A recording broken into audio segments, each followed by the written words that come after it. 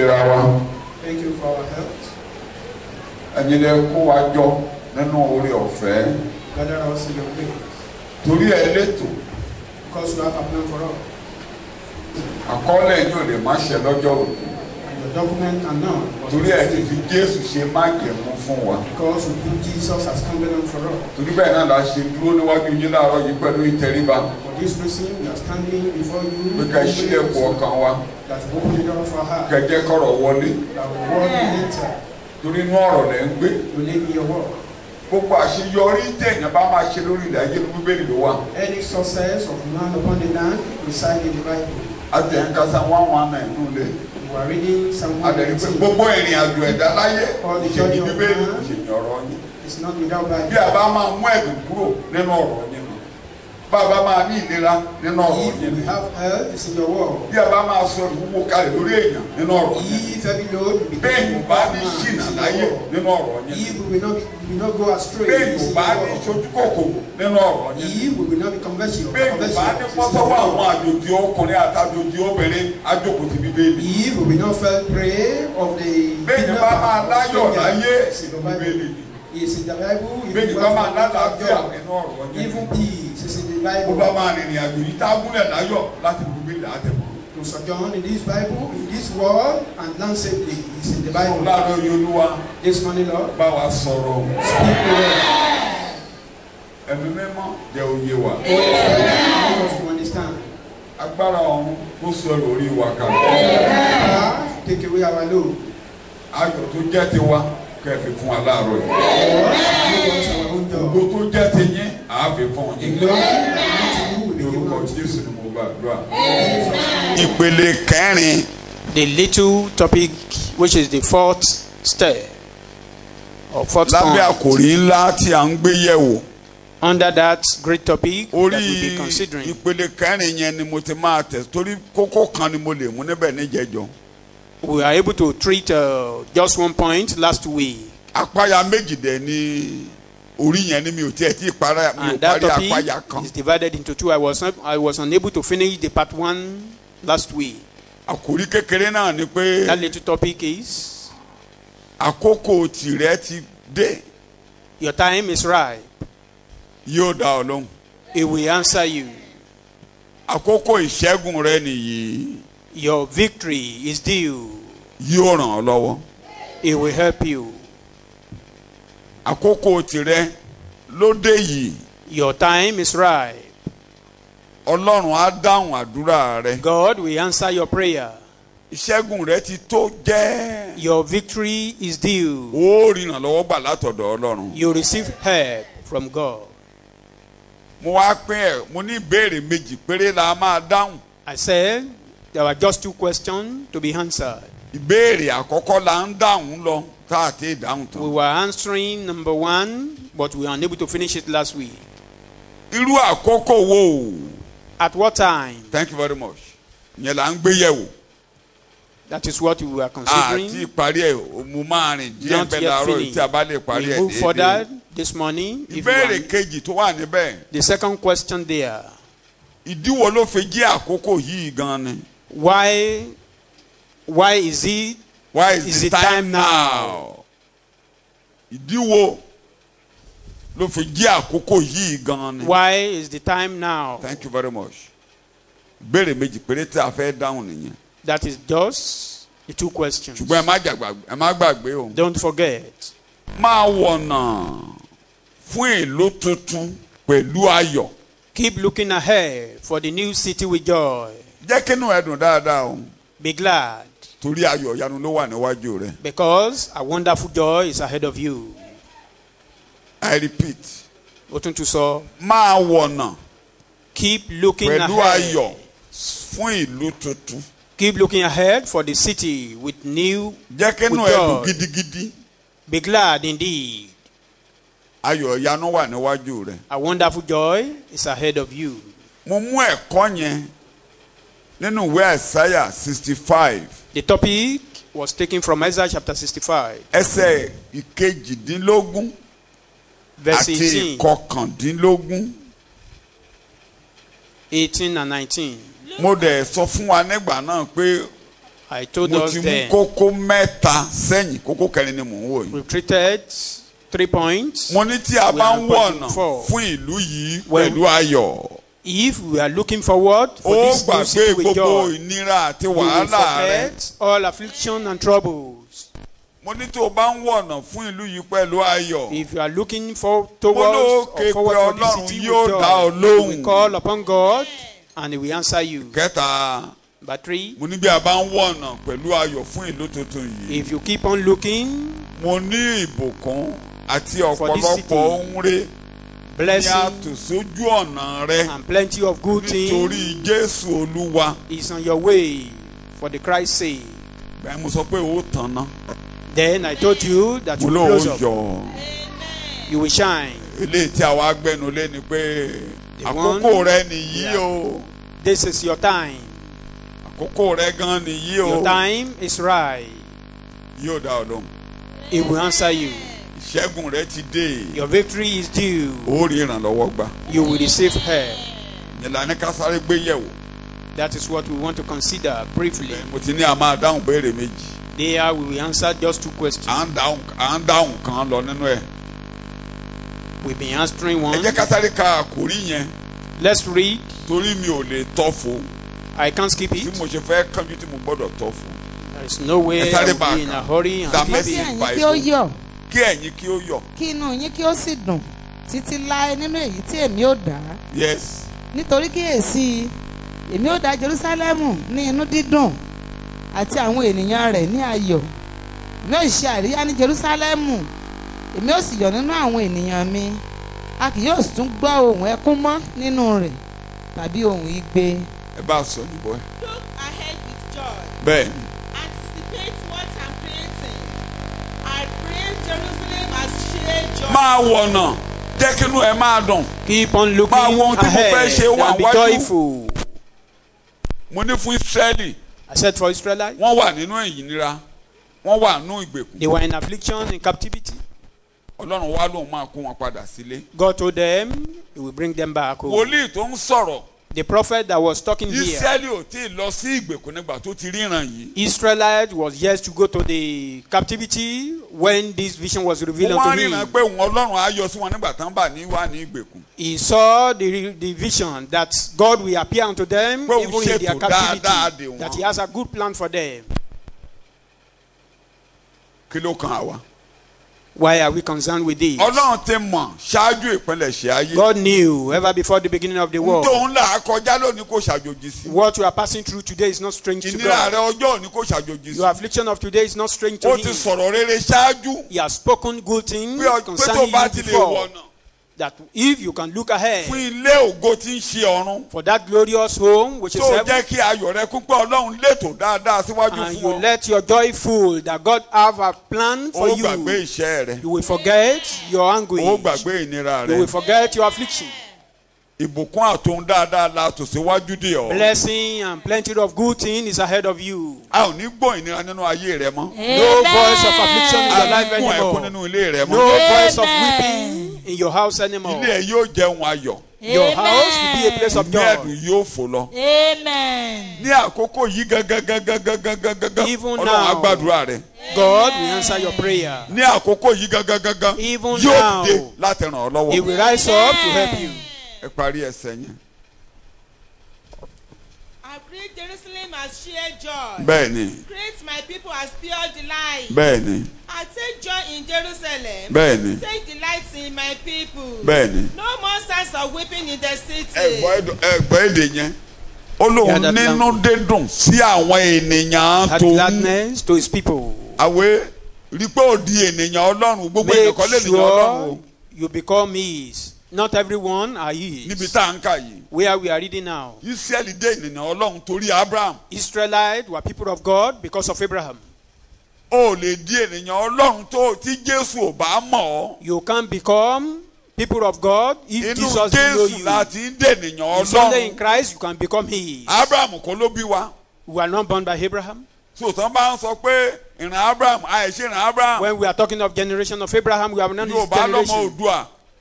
The Yorubas, we call us Omo ẹ mọ Odua. gbóbi tá a tẹ wá. You know the bush where we came from. so àwọn ní kankan pẹ̀lú Abraham. We have nothing to do with àwọn ò Abraham. lè pàtàn wá pẹ̀lú Abraham. Our ṣùgbọ́n history wọ́n lè tán bá can never sọ̀rọ̀ be linked Jésù within. But when we are talking of Jesus, gbogbo ohun tó jẹ́ ti we have Jésù part láti in nípa. it. All that is of Anita Jesus, we have part àtẹ̀sẹ̀ in àti it. gbogbo rẹ̀ nínú Jésù All olùgbàlà. our body is in Christ Jesus. Nínú ìbí Jésù ó kàn In his wá. birth, we are concerned. Bó ṣe wáyé ó kàn wá. How he came to this world, we are Ikú rẹ̀ ó kàn concerned. wá. His death, we are Gbígbé concerned. àgbélébù lọ sórí igi ó kàn wá. Even on the cross, kàn we are kèfèrí. concerned. Ní ìtàn ìbí rẹ̀ pátápátá. The story of his Ìtàn birth. wa àtẹ̀jẹ̀ wa ló wọnú ẹ̀jẹ̀ rẹ̀ lọ All nígbà our tá ń bí. system mingled to his own. So ire Jésù kàn wá. The goodness of Christ, Ayọ̀ we are Jésù concerned. kàn wá. His joy is ours. Ibẹ̀ ló ti máa dáa fún ọ. There it will be well with Nínú you. Jésù ló ti máa In ṣoríire. Christ Jesus will be fortunate. So jẹ́ kí Jésù jáyọ̀ rẹ o. Let Jẹ́ kó mọ̀ Jesus be ọ́. your joy. Let him know you. De mímọ̀ fún Jésù olùgbàlà. Be known to God, to Nípa Christ, ṣíṣe ọkàn rẹ payá fún. by open up your heart. Ìyẹn la ní ká wò lábẹ́ ẹ̀kọ́ yìí. That's what we want to consider Láì làágùn here. jìnnà ní ìjẹ́jọ́. Last week, Nígbà tí mo gbẹ́nu lé Isaiah 65 verse 1 àkà. when I started with Isaiah 65 verse 1, Isaiah a 65. wá mi lọ́dọ̀ àwọn tí kò béèrè mi. Bẹ́ẹ̀ni, A rí mi lọ́dọ̀ àwọn tí kò wá tí o mi. ti gbọ́ bẹ́ẹ̀ yẹn. Àwọn tí ò béèrè mi. those Sọ who ní bóyá did o. not ask Tí o. Made myself For me. available to those who haven't Tí o ti bothered gbọ́. to ask. Mo gbéra mi kalẹ̀ I surrender myself. fún àwọn tí ò wá mi. Those who are Àwa not àwúre. even seeking for me, we Àwa are. tí ò We are the béèrè one. rẹ̀. We are not asking of him. Àwa tí ò sí nǹkan tó kàn wá tí We àìgbàdúrà. we are less concerned about him. We don't even pray. I said it Ẹ wo last bá a week. ṣe dìde. Look at Bàbá how tẹ̀ là ń we gbàdúrà grew dé up. wàrú àdúrà wo là ń gbà gan. Even if we say we are Àwa praying, tí ò what type béèrè of rẹ̀ tí ò prayer? tiẹ̀ mọ nǹkan We kan tó never jẹ́. ask of him. We don't know who Olóòtú is gbéra òun he. kalẹ̀ pé mo dé. He said, he Èmi surrendered rè. himself. Èmi That rè. I come. Èmi rè. Here am Mo I. fẹ́ kẹ́ ẹ I rí come. mi. I want you to Mo see fẹ́ me. kẹ́ ẹ mọ̀ mí. I want you to know me. Bíbélì rẹ̀ ń kà. Mo wí fún orílẹ̀-èdè tí a kò pè lé orúkọ mi pé wò mí, Ṣùgbọ́n wò mí. àwa lórílẹ̀-èdè tí a forúkọ Jésù pè. We are those forúkọ nations that were Abraham not pè called wá. with the name of Christ or the name or Tẹ́ ẹ bá nor wo the name àwọn of orúkọ Abraham. ìlú wa gbogbo. If you look at our Àwọn names, orúkọ burúkú gan tó jẹ mọ́rìṣà mi jẹ bad mẹ́pè. names relating to curses and Àwọn even ọ̀pọ̀lọpọ̀ idols. orúkọ ni àwọn èèyàn ẹ̀ṣẹ̀ ń yí padà lónìí. Many people were trying to change their name today. Ìlú kan wà ládùúgbò mi. There is a Èyí apá ló orúkọ Town. rẹ̀ látijọ́. Kí in ni my mo area pè? they call it separation. Èèyàn. They call it Wọ́n ti separation change there. ẹ̀ sáyé The tòrò. name has been changed now to another name. Kó o mọ̀ bá a ṣe Ayétòrò. rí bẹ́ẹ̀ yẹn o.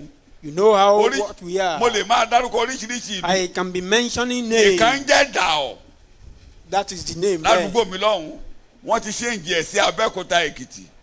The name has been changed again. Ìkan ń jẹ́ Egòsì. Wọ́n change ẹ̀ sí Lùpẹ́jú. Àwọn New orúkọ name. burúkú. Some bad names. So wọn ò pẹ̀lú wa. Wọ́n ní wọn ò ṣe. Our towns were Wọn ò not pẹ̀lú mentioned. We wa were not Abraham. called. They will never be Kódà related. They are never ọ̀pọ̀lọpọ̀ related with orúkọ Abraham. tẹ́ bá wá ìtumọ̀ ìjìnlẹ̀ orúkọ ìlú Even tí à ń if you are jẹ́. looking, you want to Torí pé know the àtẹ̀gbà meaning Jésù of the là name fi of those bọ́dà mọ́. cities. Ẹ fẹ́ Because you yí are in padà. Christ, Ẹ that fẹ́ is yí why we padà. don't bother. You will, Ẹ fẹ́ yí padà. you may want to change. You will want to change Pé kò yẹ ká the pè name mí mọ́rúkọ burúkú. that I shouldn't be called with this name. Ṣùgbọ́n Ọlọ́run ti ní lókèrè rere. But God Pé mo has seen gbéra mi that kalẹ̀ afar fáwọn off, wọ̀nyí. that I surrender myself for Orílẹ̀-èdè these tí a pè mọ́ people. mi. The nation that were not Mo called by gbéra my mi name. kalẹ̀ pé ẹ wá wò mí. I Èmi surrender rè. my, I make Èmi myself, rè. I reveal myself Èmi unto rè. them. Here am I. I'm here, ready to be found by those who haven't bothered to look. Ṣé olùbẹ̀ yẹn? Those of you don't bother. Ẹlòmíì lára yín àgídí lẹ̀ fún abilà rọ̀ yìí. Many of us, You don't bother. maybe by force, Má bẹ̀rẹ̀ we pé ta just ló call. tàbá fẹ́ sọ̀tọ̀ báyìí pé ta ló rí lè If you gbàdúrà want to be lọ́sùn. faithful, Ọ̀pọ̀lọpọ̀ wa ò gbàdúrà. many of Ẹ̀ka us bẹ́ẹ̀ni. did not even pray, not to talk of Ẹ̀ka reading. bẹ́ẹ̀ni. Kò sí tó kàn wá. We are less concerned. Bíi arákùnrin kan láti jọ. Like one man in Mo those challenge days. ẹ̀ ni o, àjọ ń lọ òjíṣẹ́ Ọlọ́run ni o. He's a man of God. Ebi I ń pa wá challenge àjọjọ ń lọ létí tí ebi ń him. pa We wá. were feeling hungry. We were going by the Ó dẹ̀ ra roadside. búrẹ́dì. He Ó ṣe bought búrẹ́dì bread. yẹn bẹ́ẹ̀ ó dẹ̀ tẹ̀ mọ́wọ́ oúnjẹ. He Mo lóò squeezed tiẹ̀ it gbàdúrà. and started Ó ní eating. my hand I is said, already you don't blessed. even pray. Ó wá ní ọwọ́ òun ti Ebi ọwọ́ ló àti ń pa ìbùkún o. ọwọ́ òun tẹ́lẹ̀tẹ́lẹ̀. Ebi ló ń He jẹ́ kó was gbàdúrà o. hungry. It was that hungry that Ẹ rí i pé make him ọ̀pọ̀lọpọ̀ to forget to pray. mélòó lẹ gbàdúrà lórí oúnjẹ yín. How many of you pray on your food before you Èmi eat? kẹ̀sẹ́ àdíjú sọ nǹkan kankan ẹnu yín ti ń wọ́tọ̀. Even at times you just close your eyes without even utter a single word, you are already salivating. Ibi tẹ́ ẹ̀ ti ń ṣe oúnjẹ nǹkan ẹlòmíì ti fẹ́ẹ̀ jẹ́ tán. Even where you are preparing the Before I food, gbàdúrà. you nearly finish it, not to talk of prayer. Àwọn èèyàn bíi tiwa tó máa ń gba ṣú jẹ nídìí odó.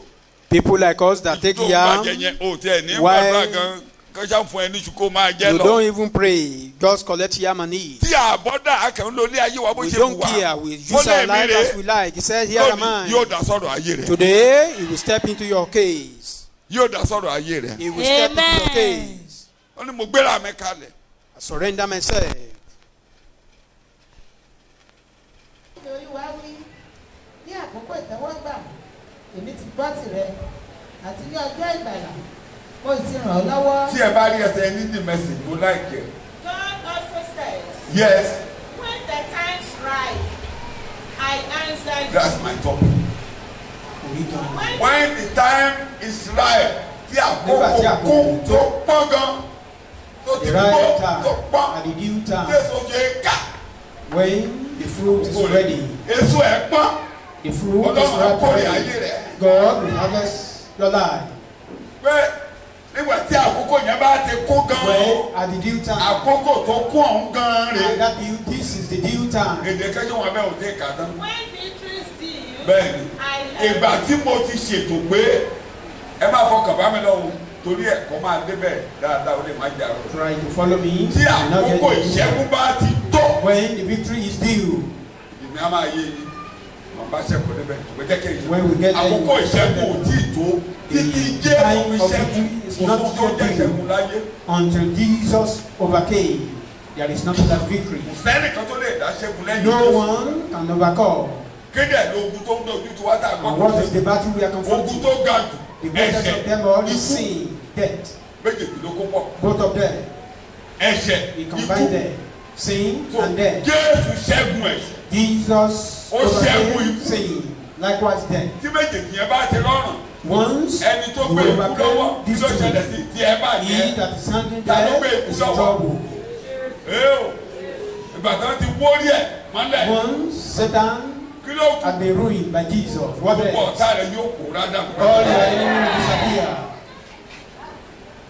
Àkókò ìṣẹ́gun rẹ̀ rè lórí ẹsẹ̀ rẹ̀ wí bẹ́ẹ̀ lórí ẹsẹ̀ rẹ̀ wí bẹ́ẹ̀. Your Àkókò ìṣẹ́gun rẹ̀ rè. Is due. Àkókò ìṣẹ́gun rẹ̀. Your victory is due. Àkókò mi ti dé. This is my own time. Àkókò náà ń pọ́n. This is the right Ọjọ́ time. ìṣẹ́gun mi rè. My own Torí due Jésù for ṣẹ́gun victory. ẹ̀ṣẹ̀ fún. Because Jesus overcame Jésù ṣẹ́gun sin. ikú. He overcame death. Jésù tẹ èṣù lórí mọ́lẹ̀ fún. Jesus step upon Fún ọjọ́ Satan. ìṣẹ́gun mi rè.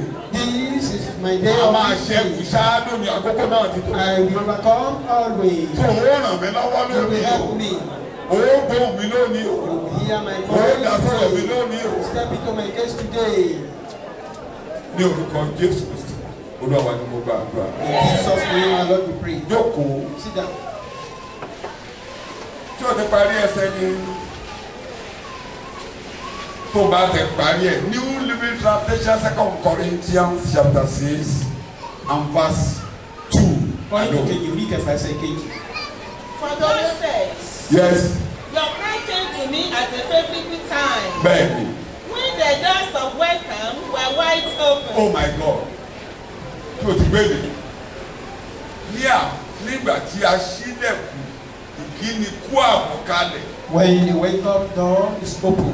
Kí ni mo náà ṣí kalẹ̀? Welcome, Èèò. Welcome. Àdùá ẹ kú àbọ̀ fìlẹ̀ ó ní gbàgbọ́.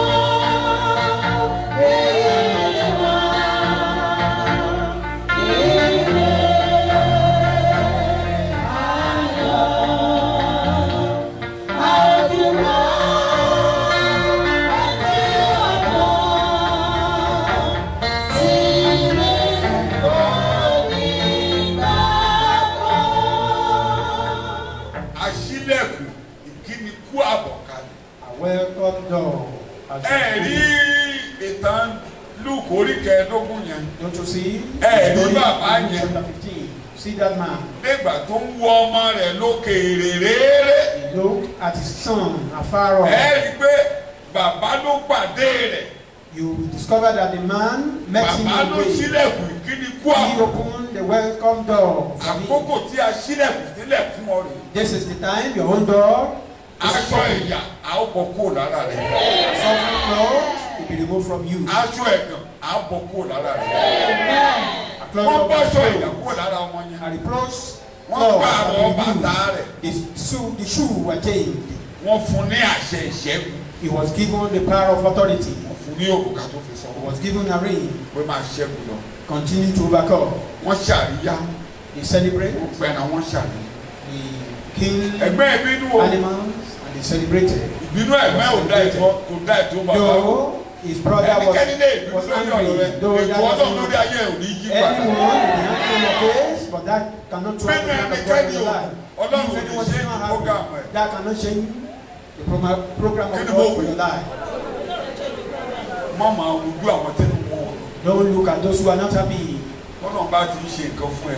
Máa ronú àwọn tẹ́lẹ̀ mọ́ When ọ. God is doing something for you, don't look at those who are not happy Ọlọ́run about nìkan ni it. kó máa ronú Just nípa look ẹ̀. at God. Think about God. Ọlọ́run yẹn ni kó máa yọ̀ nínú ẹ̀. Rejoice in Nínú Him. ẹ̀ nìkan kò yí ètò If Ọlọ́run anyone is padà. not happy, that will not change the plan of God for you.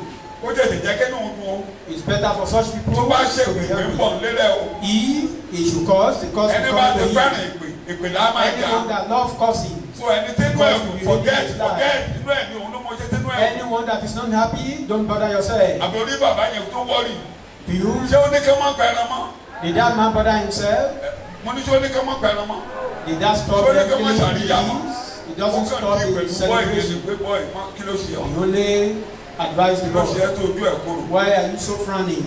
Bàbá ló máa dí pẹ̀lú àwọn tínú wọn ò dùn. Ta ló máa dí pẹ̀lú wọn? God will be with those who are Gbogbo àwọn not tó ń bínú tínú wọn ò dùn. Ta ló máa ń dùn kéèsì wọn? Ní ẹ̀ ó ṣẹjọ́ mi. God will handle their case. That is none of your own Bíbẹ̀ business. àwọn tí inú wọn ò dùn. Those who are Wọ́n not ló máa ràn wọ́n happy, lọ́wọ́. you will help Ní ẹ̀ ò kan them. mi. That is none of my own Wọ́n ló máa business. bá mi pàdé. You will meet them. Iṣẹ́ mi kọ́ nìyẹn. That is not my own Oṣù tó work. kàn mí pẹ̀lú wọn. Let's concern about them. Wọ́n ń bínú inú wọn ò dùn. They were only angry. Ṣùgbọ́n àwọn ọlọ́run ló máa lọ bá wọn sọ̀rọ̀. Ní ẹ̀ ò kan Talk to mi. them.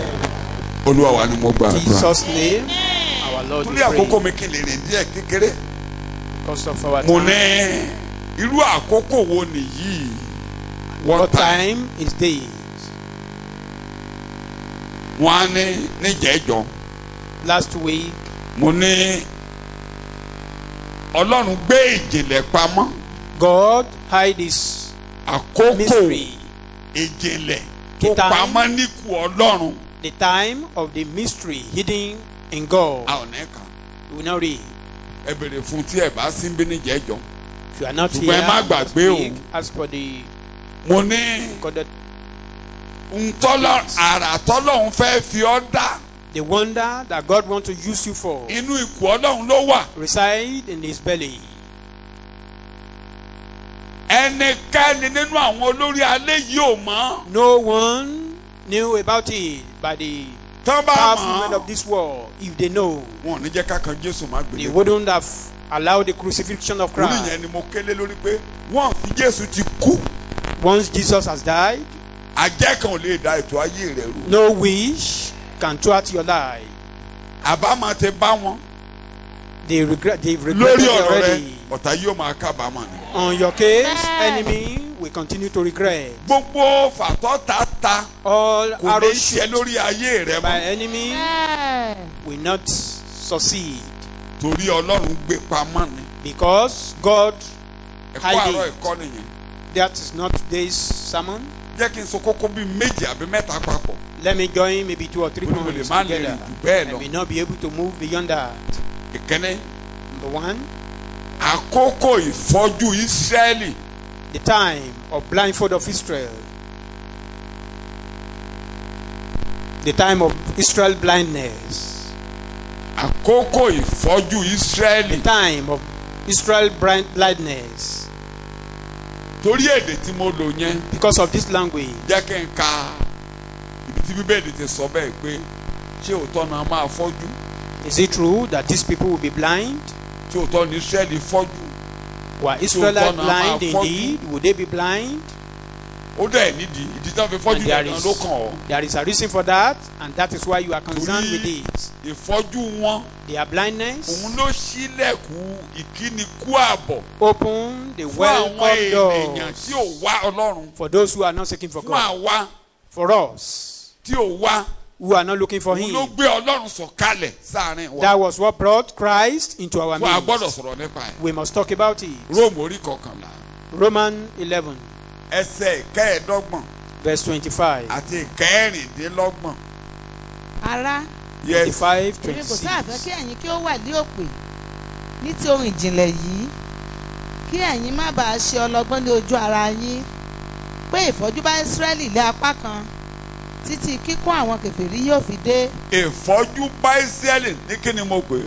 apá kan Israelites Títí kíni were yóò fi blindfolded dé? in one part Kíkún àwọn until our own kèfèrí. time.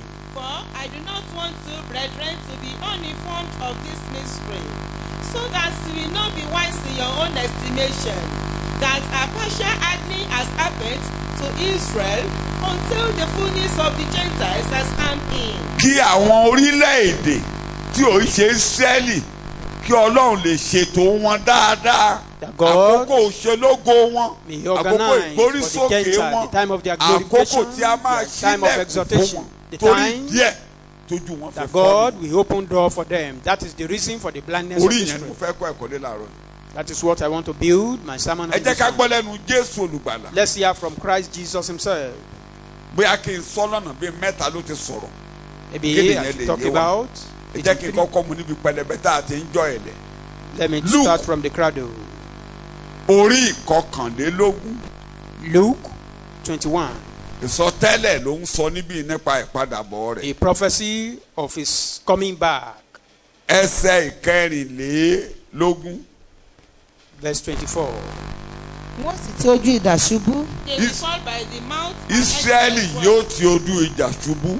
a ó sì dì wọ́n ní ìgbèkùn lọ sí orílẹ̀-èdè A ó gbogbo kó Ísírẹ́lì ní ìgbèkùn lọ sí orílẹ̀-èdè gbogbo. And will be led away as captives to and among all nations. Jerusalem yóò sì di ìtẹ̀mọ́lẹ̀ ilé ẹsẹ̀ àwọn kèfèrí Jerúsálẹ́mù yóò di ìtẹ̀mọ́lẹ̀ lábẹ́ àwọn orílẹ̀-èdè tí ò ń ṣe Ísírẹ́lì nípa ti ara. And Jerusalem will be trodden down by the Gentiles. títí àkókò àwọn kèfèrí yóò fi kún. Eléyìí á wà ń bẹ̀ wọ́n á máa tẹ̀ wọ́n mọ́lẹ̀ ilé wọn á wó ìlú wọn á dahoro.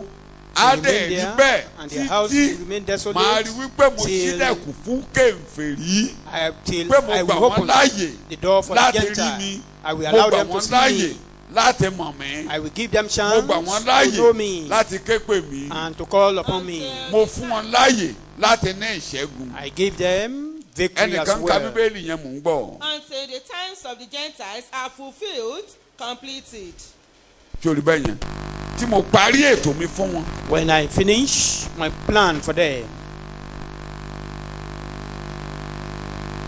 Bóyá kò yé wa díẹ̀ sí mo fẹ́ túmọ̀ kẹ́nẹ́kan maybe for níbẹ̀. a better understanding, I want to Luke explain orí something there. kọkàndínlógún. Mo fẹ́ túmọ̀ kẹ́nẹ́kan Luke níbẹ̀. 19, Ẹsẹ̀ ìkọkànléníogójì verse 41 àti ìkejìléníogójì. to 42. nígbà tó sì súnmọ́ etílé And as he approached, ó síjú wo ìlú náà he Ó said, wo Jerúsálẹ́mù. He ó looked at sọkún sí i Jerusalem. lórí and Ew. he ó went, sọkún sí i lórí Bẹ́ẹ̀ ni. and he went ó ń over wí it, pé exclaiming, ìbá ṣe pé ìwọ mọ̀ lónìí yìí àní ìwọ ohun tí ń ṣe ti àlàáfíà rẹ would that you had known personally, even at least in this your day, the things that make your peace. ṣùgbọ́n nísinsìnyí wọ́n pamọ́ kúrò lé ojú rẹ. Lónìí o, àlàáfíà ò ní pamọ́ lójú rẹ o. Peace will not be hidden from you. But now they are hidden from your eyes. Kàtán. O ti dé 42. Ohun tó máa kó àlàáfíà bá wọn, wọn ò Words rí náà to bring rí. about peace, they Kò were yé unable to wọn. see. They didn't understand. Ó ní Ẹ̀sáyà ló wí bẹ́ẹ̀. Said Isaiah prophesied Ẹnu it. Jésù náà la ti sọ. And we had Mátíù it orí from Jesus. ìkẹtàlá. Matthew chapter 13, Ẹbẹ̀ ní ẹsẹ̀ kọkànlá. from verse 11. Wọ́n ní ìdíwọ́ ló fi ń bá wa sọ̀rọ̀ ní òwe. Why are you talking to us in parable? Mátíù ó sì dáhùn wí fún wọn pé bẹ́ẹ̀ ni. ẹ̀yin la fi fún láti mọ ohun ìjìnlẹ̀ ìjọba ọ̀run. bẹ́ẹ̀ni. Therefore, I speak to them in parables. ṣùgbọ́n àwọn ni a kò fi fún. kí ni díẹ̀. nítorí ẹnikẹ́ni tí ó bá ní òun ni a ó fi fún. bẹ́ẹ̀ni. òun ó sì ní lé ọ̀pọ̀lọpọ̀. bẹ́ẹ̀ni. ṣùgbọ́n ẹnikẹ́ni tí kò bá sì ní. àgbàtọ̀wọ́ ẹ̀. lọ́wọ́ rẹ̀ lẹ́ ó sì gba èyí náà tí ó ní. kò tí ì tán. nítorí náà mo ṣe ń fi òwe bá wọn sọ̀rọ̀. bẹ́ẹ̀ni. nítorí ní rírí wọn kò rí. bí tí mo lọ nìyẹn. àti ní gbígbọ́ wọn kò gbọ́. ní rírí wọn ò ṣe kéde. wọn kò rí. ní gbígbọ́ wọn létí wọn ò gbọ́ràn. bẹ́ẹ̀ ni òye kò yé wọn. òye ò lè yé wọn. They cannot tí ara wọn understand. ni ọ̀rọ̀ Àìsáyà wòlíì sì ti ṣẹ tí ó wí pé bẹ́ẹ̀ni. ní gbígbọ́ ẹ̀yin ò gbọ́ ní gbígbọ́ ẹ̀ ó gbọ́. kì yóò sì yé yín. kò ní yé yín. àti rírí ẹ̀yin lórúkọ ò rí. Jésù nínú àgọ́ yìí ẹ̀ ní gbàgbọ́ nù You o. will not Amen. hear in vain in Jesus' name. máa gbàdúrà fúnra rẹ o. Pray for Mo tẹ̀ fẹ́ yourself. kó gbà láàárọ̀ yìí. I want you to pray. mi ò ṣe Ísírẹ́lì wíbẹ̀. I'm not Israelite. Israeli. mi ò ṣe ọmọ Júù. I'm not Sọmọ Jew. Júù. èmi á létí láti gbọ́ràn. I will Èmi á have létí láti ear. gbọ́ràn. lórúkọ Jésù èmi á To létí hear. láti gbọ́ràn. I will have ear to hear. ọkàn mi á mòye. My mind ọkàn will know Ísírẹ́lì náà ní understanding. kò ní mòye It is the lákòókò yìí. mind or the heart of Israelites that do Ojú not tèmi know á ríran. understanding, but I will see. etí tèmi á gbọ́ràn. I will hear. ọkàn mi á mòye. My heart will máa understand. mòye àkókò I yìí. will know the time and máa mọ season. nǹkan tó ń kọjá. I know what is passing on. á yé mi. I will understand. etí mi ò ní di. I will not be ojú deaf. tèmi ò ní fọ́ I nínú will not ẹ̀. be blind spiritually. ràn mí lọ́wọ́ Olúwa. Help me, O ní God. orúkọ Jésù mo gbàdúrà. In Jesus' name we sàmì yẹn pray. dáadáa. Shout amen. so nígbà tí Jésù wà nípa ti ara. When Jesus Tó ń bá wọn was sọ̀rọ̀ in this tí wọn ò world, gbọ́. he was talking to Ọlọ́run them, yìí but ti they ṣe could not mọ́ yín lára o. understand. Said this word has been fulfilled on you. pé ẹ máa wò báyìí ní rí náà. Though ẹ you máa be- gbé mi ní. I'm in your midst, but you won't know me. wọn ní lọ́kàn mo yé.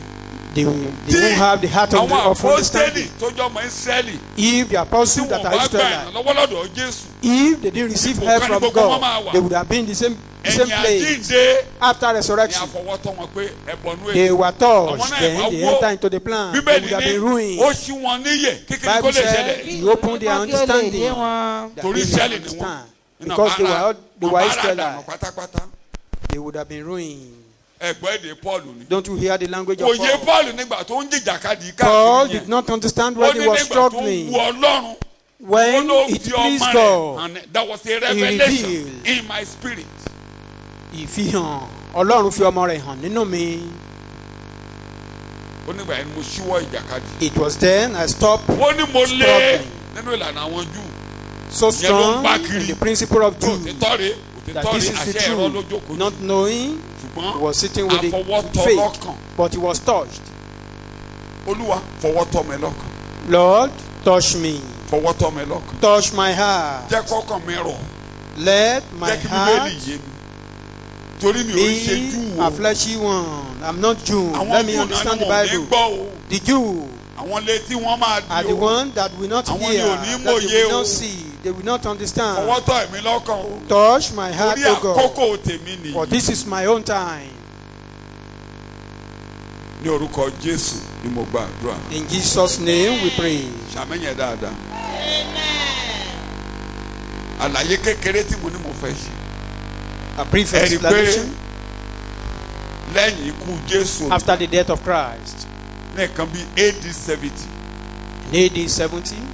àwo òdì Jerusalem palẹ̀. The wall of Jerusalem was pulled a tú down. wọn ká lọ sí They were scattered into captivity kó lè yé yín. for a better understanding. ibi tí tẹ́ḿpùlù Solomoni wà Where the temple of Solomon mosque ló sì wà wà then. bẹ́ẹ̀ ni mo ṣe ń sọ̀rọ̀ yìí. mosque remained there so as I'm àtẹ talking ìlú now. yẹn mọ́lẹ̀.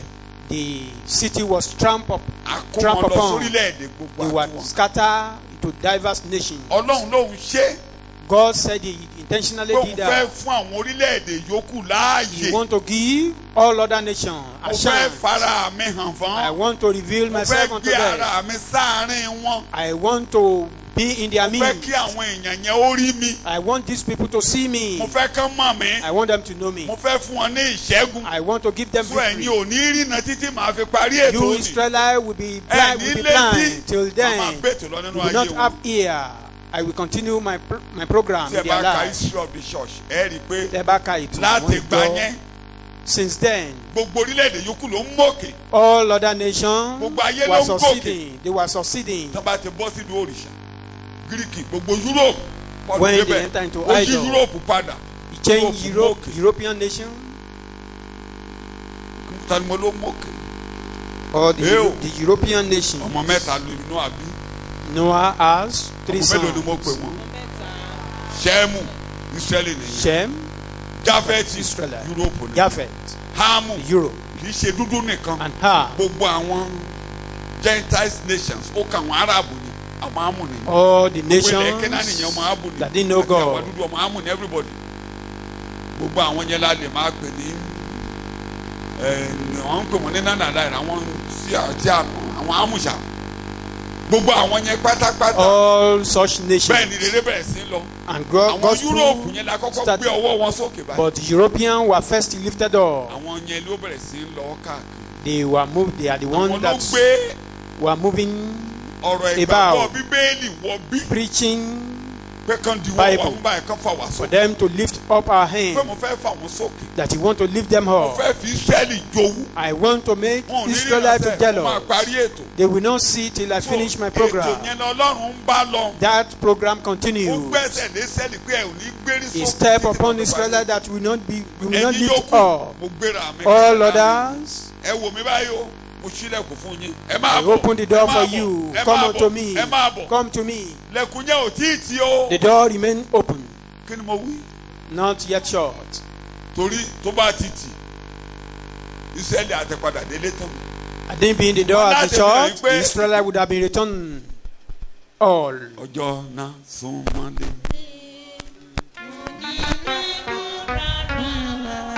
Ọjọ́ náà súnmọ́lé tí Jésù yóò fi dé. Ṣé o múra sílẹ̀ kí wọlé wá níbẹ̀? Múra fún ọjọ́ náà kò ní pẹ́ bọ́ rárá. láti mọ̀ ẹ́ pé ọjọ́ náà sún mọ́lẹ̀. To show that the day is near. In 1948, Níwọ̀n bí Ísírẹ́lì padà di orílẹ̀-èdè. Israel became a nation. That is about 71 years ago. Ó lé ọdún kan láàdọ́rin ọdún sẹ́yìn. Wọ́n padà di They orílẹ̀-èdè. became a nation.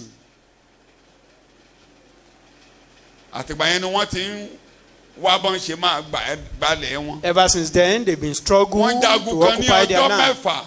There was a 6-day war. Ilẹ̀ tán gbà nígbà The náà land occupied them. ni wọ́n ní kán dá padà.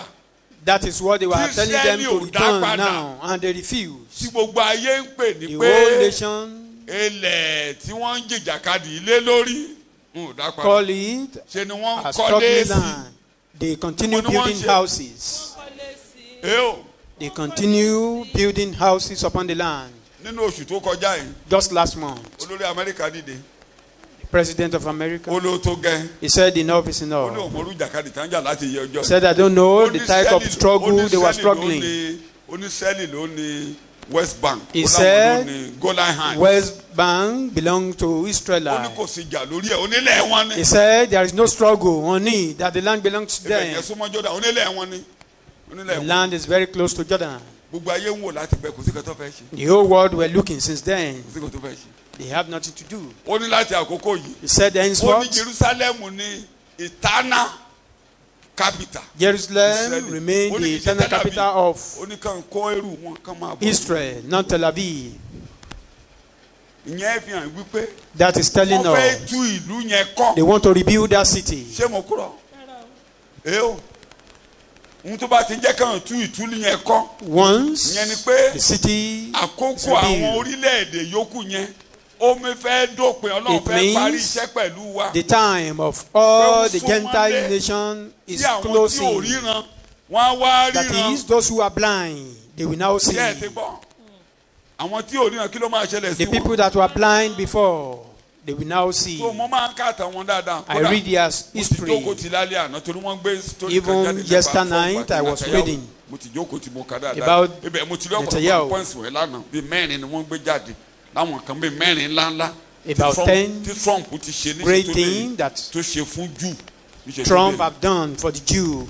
Tí wọ́n tó gbé kalẹ̀ tán wọ́n ti dárúkọ ẹ̀ ńláńlá They kẹ̀ndẹ̀kẹ̀ndẹ̀. mention it. So mo ní kẹ́nẹ́ yín yá o. I Ó said súnmọ́ this lé thing o. is coming closer. ṣùgbọ́n lẹ̀kùn wa ò tí ì tí o. But our door is still open. Bàbá ṣe wà láàrin Our wa. Father remain in our midst. Ọjọ́ wa sì rèé o. This is our own time. Ọjọ́ tèmi rèé o. Tell yourself, this is Ọjọ́ my own ayọ̀ mi rèé o. time. This is Ọjọ́ my day of àlàáfíà joy, tèmi my day rèé o. of peace, Ọjọ́ ìṣẹ́gun mi rèé o. my own day of victory.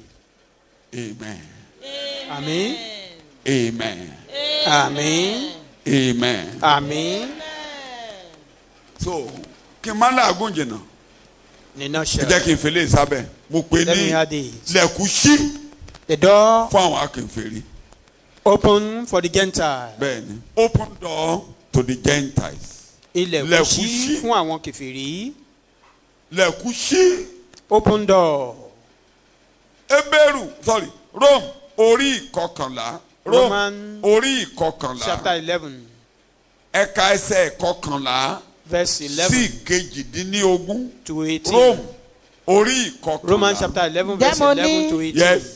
wọ́n á kọsẹ̀ kí wọn kí ó lè ṣubú kí á má rí ṣùgbọ́n nípa ìṣubú wọn ìgbàlà dé ọ̀dọ̀ àwọn kèfèrí Kí náà láti mú ló wọn dọ̀dọ̀ dorí. àwọn akínfèrí Word o. came to us. Sọ bẹ́ẹ̀ òní ọjọ́ ìgbàlà mi wí Today bẹ́ẹ̀. is the day of my Wọ́n salvation. kọsẹ̀. They stumble. A ti pàṣẹ wọn dìde. Through them we Sọ will bẹ́ẹ̀ rise up. lónìí ó máa dáa fún mi lọ́dọ̀ Today rẹ̀. it will be well with me before you Ọjọ́ tó go. Ọlọ́run létò kó máa dáa fún mi rèé. This is the day Ọjọ́ that tó o God has dìde rèé. planned Sọ that bẹ́ẹ̀ it will be máa well dìde with lónìí me. o. I will rise. Olúwa máa dìde lónìí o. Lord, I will rise. Again I asked, did they stumble so as to fall beyond recovery? Not at all. Rather, because of their transgression, salvation has come to the Gentiles Jẹ́ ìṣàlàyé yẹn kó yé o. to make Israel. Ìgbà tá a máa bí Jésù. When Jesus was born, Ìjọ́ tí àlùfáà tó dúró pé òun fẹ́ rí ọmọ yẹn. when the priest that Ó ní was àgbé waiting ọmọ to yìí see dìde baby said this Fún child was ìṣubú born for the àti ìdìdí àwọn kan. stumbling and for the rise of some people. Ísírẹ́lì ti ṣubú nípasẹ̀ rẹ̀. Israelites Àwọn kan á stumbled through dìde. him, while some people will rise through Through him. Close your eyes Dìde lórí ẹsẹ̀. and rise up on your feet. Èmi á dìde lára Jésù. I will rise through Christ. Mo máa dìde lára rẹ̀ I will Jésù. rise up Ọjọ́ through you, ìgbédìde mi Christ. rè. Today is the day of my Ayé mi ò ní exaltation. wọlé mọ́ láti àkókò My yìí. life will no more crawl. Àkókò tẹ́ ẹ̀yàn ọ̀run ṣe pé màá dìde rè. This is the time, the due time jáde nínú for my ìyà. rise. Màá bọ́ lọ́wọ́ ẹ̀ṣẹ̀. I will come out of Màá sin. bọ́ lọ́wọ́ wàhálà tí I mo will come wà out yìí. of trouble. Mo máa dìde o. I will rise. Ọjọ́ ìdìde mi rè o bàbá. Today is the day Ọjọ́ tí of mo my máa own dìde rè. rising up. Nínú ètò wọ Ọlọ́run ẹlẹ́dàá. In your own Nínú plan, àkọọ́lẹ̀ wọ Ọlọ́run in your ẹlẹ́dàá. document, Nínú ìsọtẹ́lẹ̀ rẹ̀. in your prophecy, Ọjọ́ tí mo máa dìde rè. my Mo own dẹ̀ due gbọ́dọ̀ time dìde. to rise up. In the name of Jesus. Ní orúkọ Jésù Kristi, Olúwa wa ni a gba àdúrà. In Jesus' name we pray. Jókòó. Sit down. Mo máa ka Bíbélì díẹ̀. I will read Bible a Kọ́kàn ẹ̀ little ṣí bit kó o lè For máa your fi mind to gbóyà be open. tẹnumọ́ kó o máa for gbàdúrà. you to emphasize Fẹ́nìkan máa on sọ it pé with kò lè boldness. dáa fún ẹ máa If anyone tẹnumọ́. is saying it Bí can't be well àkókò with yìí you, ló máa dáa emphasize fún on mi. it that Àkókò yìí mo máa dìde. even now Àkókò I yìí will rise láyé mi máa up. létò. It will be well with me. My life will be Àkókò ire tèmi organized. rè. This is my own time of Àkókò goodness. táwọn ọ̀run fẹ́ rí mi rè. This is the time heaven wants to Àkókò see tí me. kí tọ́lọ́run wà láàrin wa rè. This is the time that God is in our Jẹ́ nǹkan Bíbélì midst. kó lè yé ọ dáadáa. Ẹ máa kà á lọ. Róòmù orí kọkànlá là ń kà. ṣùgbọ́n bí ìṣubú wọn bá di ọ̀rọ̀ ayé Bẹ́ẹ̀ni. àti bí ìfàsẹ́yìn wọn bá di ọ̀rọ̀ àwọn kèfèrí Ṣé o ti gbọ́? But if their mélòó mélòó ni salvation is kíkún Ọrọ̀ wọn. ayé. Riches of the Ọrọ̀ world. àwọn kèfèrí. Riches of the Gentiles. and their lost means Wọ́n for ṣubú. Gentiles. They Kí stumble ayé lè dọlọ́rọ̀. for the Wọ́n whole world to ṣubú. be Kí rich. kèfèrí lè dé kí ni o? They Ọlọ́rọ̀. stumble for Gentiles to be rich. Wọ́n ti ṣubú báyìí. They've stumbled Tọ́lọ́run already. wá ní gbogbo orílẹ̀-èdè ni pé. What God wọ́n máa is make sure looking pé for ẹ̀yin among God's orílẹ̀-èdè yòókù nations di kí ni is o? that Ọlọ́rọ̀. you become rich. O ní tọrọ mọ́ lórí. You will not beg. Tẹ̀rí ẹ̀ bá. Bow down your head. Lọ́jọ́ òní Today, kì í ṣọjọ́ ìtọrọ. today is no more the Kì í day of ṣọjọ́ begging. ìtálákà rè o. Not the day of Kì í destitute. ṣọjọ́ ìfọwọ́tálẹ̀ rè o. Not the day of groping. Kì í ṣọjọ́ ìtọrọ rè o. This is not the day of begging. Torí Ísírẹ́lì ti ṣubú. Because Israelites Mi have ò ní stumbled, tọrọ lónìí I o. will not beg. ọlọ́rọ̀ ni mí lónìí o. I'm rich. ọjọ́ ọ̀rọ̀ mi Even rèé o. today is the day of kì my í own ṣọjọ́ riches. òṣì rèé o. Not the day of mi destiny. ò ní mọ òṣì lónìí o. I will not know mi ò ní destiny. tòṣì lónìí o. I will not be kì í destitute. ṣọjọ́ ọ̀rọ̀ kì í ṣọjọ́ ìnira rẹ fún mi o. Today is no more the day Mi ò of ní affliction. tọrọ. I will not beg for food. ní orúkọ Jésù Kristi Olúwa wa ní agbàdúrà. In Jesus' name, our Lord, we pray. Look up. bẹ́ẹ̀ mi kàn bá ń sọ fún ọ pé ṣe ló máa tọrọ If any spirit is telling you that you will continue to beg, that you will be a beggar, confess Lónìí, it, that today mi ò ní tọrọ lórúkọ I will not Jésù. beg. àkókò tí mo máa di ọlọ́rọ̀ rí. My own time of richness is now. àkókò tí mo máa di ọlọ́rọ̀ rí. This is my own due time for àkókò tí mo richness. máa di ọlọ́rọ̀ rí. This is my own due time to Ísírẹ́lì ti be ṣubú rich. kí n lè di ọlọ́rọ̀. Israelites stumble for me to be ọjọ́ ọ̀rọ̀ rich. mi rèé. This is my own ọjọ́ time. ìbùkún mi rèé. This is my own time of ọjọ́ blessing. ọ̀rọ̀ mi rèé. This is my own time of kì í richness. ṣọjọ́ òṣì rèé o. This is not time Kì í of ṣọjọ́ ìfọwọ́tálẹ̀ poverty nìyí o. nor groping. mi ò ní mọ̀ọ́sì lákòókò yìí. I will not know torí destiny Jésù ti dìde nítorí ọ̀rọ̀ mi. because Jesus rose up for my case. mo gbọ́dọ̀ gbàgbé ìṣẹ́. I must forget. lórúkọ Jésù mo gbọ́dọ̀ gbàgbé I ìṣẹ́. must forget sorrow. ní orúkọ Jésù ni mo gba àdúrà. In Jesus' name we pray. bíbélì àjọ ń kà. We are reading the Bible lájú together. ẹ̀kọ́ jẹ́ ká máa kà sí wa. ẹni tí í ṣe kèfèrí lè mí sáà ń bá sọ̀rọ̀. àwọn tí ń ṣe kèfèrí ni mo ń bá sọ̀rọ̀. Talking to you, níwọ̀n bí èmi ti Gentile. jẹ́ àpọ́sẹ́lì àwọn kèfèrí. bàbá wa àpọ́stélì Our wa father, ló sọ̀rọ̀ our ó apostle, lẹ́yìn ni mò ń bá Said I'm sọ̀rọ̀. talking mo to fi you. oyè mi ga. ó lá àpọ́stélì wa lòun. He is our apostle. of the Gentiles. pé ẹ̀ ní mọ̀ọ́sì lónìí. That we will not know àpọ́stélì wa ló sọ destiny. bẹ́ẹ̀ fún wa. Our apostle told pé us that. Ísírẹ́lì ti lọ́ọ̀lẹ̀. That Israelites gone down. That you become destitute for you not to be wọ́n dolórí destitute. burúkú ẹ̀ dolórí They rẹ̀. become poor. They become poor for you to be rich. máa ka etí ilẹ̀ ti máa dúró. kí ó lè ṣe kí èmi kí ó lè mú àwọn ará mi jowú. ó ní káwọn yẹn ó lóun kàn fẹ́ mú wọn jobú ni. àti kí Just èmi want kí ó them- lè I want gba to make díẹ̀ them là nínú jealous. wọ́n wọn. fẹ́ kán rí díẹ̀ lára wọn tó For máa rí them, gbà. In the hope Thus that are little I to be may saved. somehow arouse my own people to envy Yes. and save some of them. nítorí bí títanù wọn bá jẹ́ ìlàjà ayé. For if their rejection ó ní wọ́n ta wọ́n nù. reconciliation Wọ́n They were ti cast nù. away. wọ́n ti nù. They've lost. kẹ́yìn yòókù They kẹ́ má were bàa nù. lost. For us not to be sọ bẹ́ẹ̀ mi ò lost. ní nù mọ́ ọ I lọ́wọ́ will not bàbá. lost. èmi ò ní nù mọ́ ọ I lọ́wọ́ will bàbá. not lost in your hand. o mi ò ní nù mọ́ ọ I lọ́wọ́. won't lost in your hand. lónìí mi ò iṣẹ́ ní ìtanù. Today, I'm not a ẹni cast ìtẹ́wọ́gbà ní away. mi lọ́dọ̀ I'm rẹ̀. acceptable unto ẹni you. ìtẹ́wọ́gbà ní mi I'm lọ́dọ̀ rẹ̀. acceptable unto mi ò you. iṣẹ́ ní ìtanù. I'm not a cast ó ní mi ò away. sorú gbó lónìí.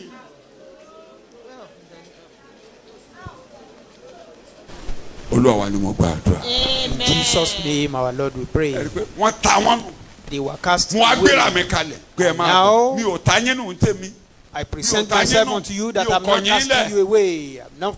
I'm not forsaking you.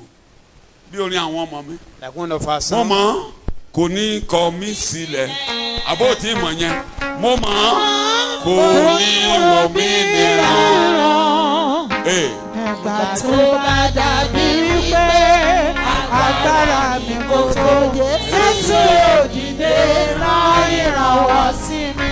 ó dá mi lójú mo mọ̀ kò ní kọ̀ mí sílẹ̀ mo mọ̀ kò ní wo bí níran. ìgbà tó bá dàbí wípé agbára mi kò tó Jésù òdìdé rán ìrànwọ́ sí mi. ibikíbi tó wù kán bí ọ Wherever you are born, ẹnikẹ́ni tó wù kó jẹ́ bàbá àti ìyá whoever may be your kó jẹ́ parent, wèrè ọjà ló bí ọ. be it and lọ́jọ́ òní ọlọ́run ní kọ̀ ọ́ lẹ̀. today, God will not forsake you. pé wèrè bí ọ ní túmọ̀ That you are born by lunatics, anybody Has tó no lè meaning. bí ọ kò ní túmọ̀. you may be given back to by lónìí ó anyone. máa dáa fún ọ. Today, it will be well with you. Jésù gbéra ara kalẹ̀ torí tì. Jesus presented himself for your sake. anybody ló lè jẹ́ wèrè ló lè bí ọ lè. Anyone may ó lè be jẹ́ insane. dẹ̀dẹ̀rẹ̀ ní bàbá àti ìyá. Your mother or your parent may be imbecile. àti ẹ̀ máa ń rí wọn lórí tẹlifíṣàn. We see them on TV, wọ́n máa rí lunatics that marry ọmọ wọn dẹ̀ themselves máa ń dá. and their torí children ọlọ́run ti gbéra ẹ̀ kalẹ̀. because God has presented himself. mo fẹ́ gbà wọ́n. I want to deliver them. so má bínú pé bàbá tó bí ọ. Don't be angry. that your father is nothing to write home about. Don't be hungry towards your parents. Even your mother may even forsake you. Maybe you were trained by another person. You may not even suck a breast. That doesn't mean. But there is a document upon you that today I will accept you. Open eye. Stretch forth your hand unto God. Stretch forth your hand to Him. That here am I, O God. Today is my own day. Close your eyes. That today is my day. Here am I, O God. Here am I, O God. Here am I, O God. Today is my day. Today is a good day. Today a good day. Here am I, O God. Here am I, O God.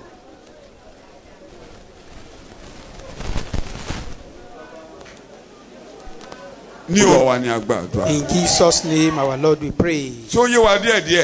Do we understand a little? Paul even stamped this. When he got to his synagogue, the Jews were furious. Then we were sent to you. Paul established that. No, what they do. Acts chapter 13 verse 40. Nítorí náà ẹ kíyèsára. Kí èyí tí a ti sọ nínú ìwé àwọn wòlíì kí ó má ṣe dé bá yín pé. Lest there come upon you what is spoken in the prophets. Ẹ wò ó, ẹ̀yin ẹlẹ́gàn. Look, you scoffers and scorners. Kí ẹnu kí ó sì yà yín. And marvel and perish and vanish away. Kí a sì fẹ́ yín kù. Nítorí èmi ń ṣe iṣẹ́ kan lé ọjọ́ yín. For I am doing a deed in your days. Iṣẹ́ tí ẹ̀yin kò jẹ́ gbàgbọ́. A deed which you will never have confidence in. Bí ẹnìkan tilẹ̀ ròyìn rẹ̀ fún yín. Ṣé ẹ ti gbọ́? Ìyẹn ká gbogbo ènìyàn. That will concern everybody. Those despisers. That even if you are told. Because you are despising, we scatter away. For them to scatter away because you despise. That thing doesn't concern you. Even the one you have will be taken from you. Be careful, you despisers. What do they want to do? What will so person do? As you are despising, so it will be. Now be careful, lest it be so. This is the time. God will never intervene in despisers' case. They just wander away. 43. Bí wọ́n sì ti ń jáde. Bẹ́ẹ̀ni. As Paul and Barnabas were leaving the synagogue. Bẹ́ẹ̀ni. Wọ́n bẹ̀bẹ̀ pé kí á sọ̀rọ̀ wọ̀nyí fún wọn lé ọjọ́ ìsinmi tí ń bọ̀. 46 mú kánjú. Paul and Barnabas sì sọ láìbẹ̀rù pé. Then Paul and Barnabas answered them boldly. Ẹ̀yin ni ó tọ́ kí a kọ́ sọ ọ̀rọ̀ Ọlọ́run fún. Ẹ̀yin Júù. We are to speak the word of God. Ó yẹ ká kọ́kọ́ bá yín sọ o. Ṣùgbọ́n bí ẹ ti tánù. Since you reject it. Ẹ sì ka ara yín sí aláìyẹ fún ìyà nípẹ̀kun. Count yourself unworthy. Cast it away. You count yourself unworthy. You are the one that said you are not worthy for this plan. Anyone that says I'm not worthy of this. This one is not for me. He said you proclaim it yourself. And we are taking it to those who distinguish it. Behold, some people have been waiting for it. That this one fits me. If this one fits you, does it fit you? You count yourself unworthy. A man may count himself unworthy. That I don't wonder. What are they doing there? You said it. And God will leave you and go to other people that love it. He will not force you.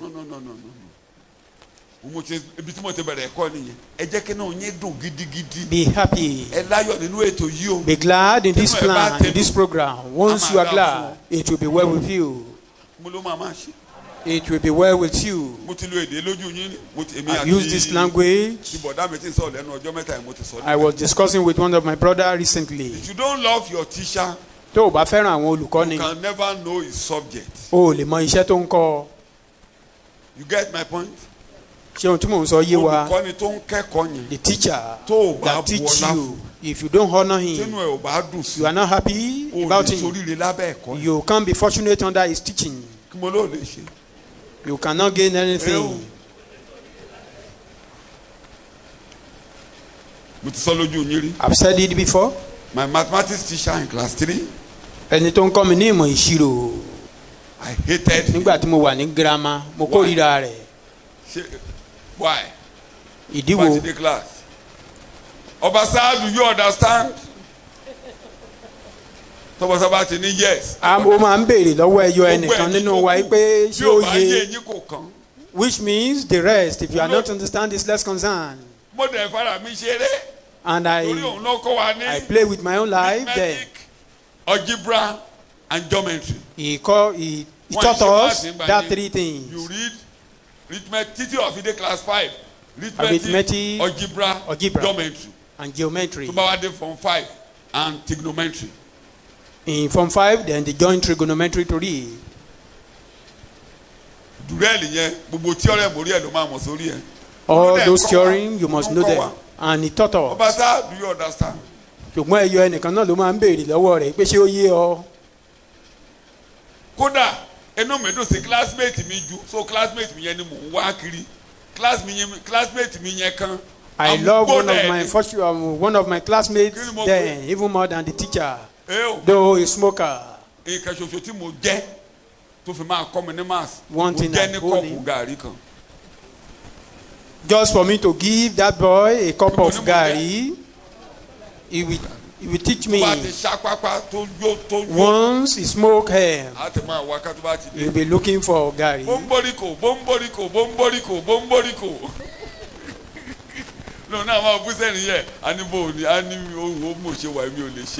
I just said, I'm very busy, I can't do anything now. And you tell him, you don't have problem, just follow me.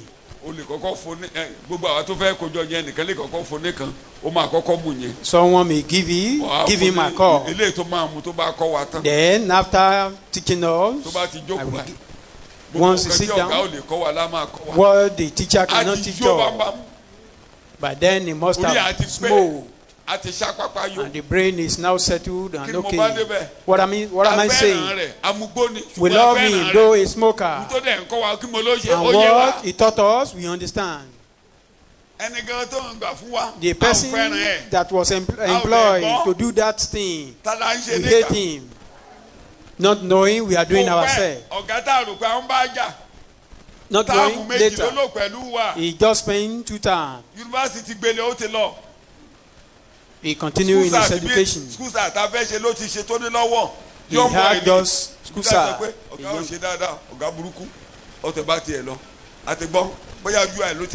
Before we know it, he was in university.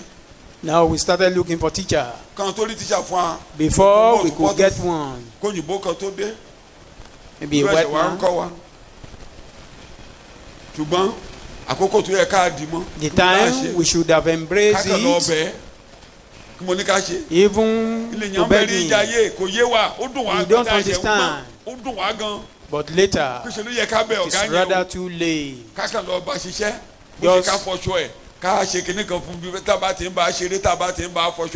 Just to help him a little bit, maybe wash his clothes. Just to pet him, he would have changed. But we are not wise to that level there.